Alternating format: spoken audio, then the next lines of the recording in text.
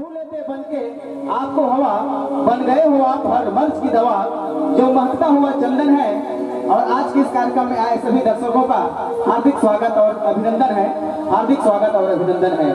आओ सर्वप्रथम पूजनीय भगवान गणेश जी की आराधना स्तुति और वंदना के साथ में आज के ये कार्यक्रम के शुभारंभ करथन।